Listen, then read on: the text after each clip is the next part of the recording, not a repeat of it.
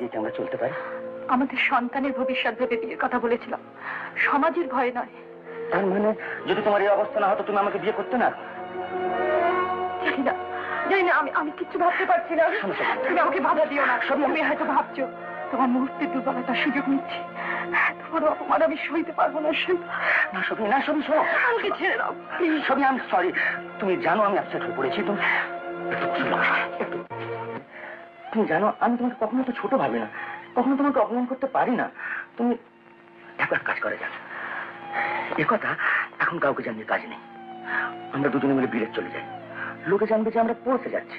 তারপর ডক্টর চৌধুরী জানেন? ডক্টর চৌধুরী জানেন? কি করে জানলেন? তুমি বলেছো?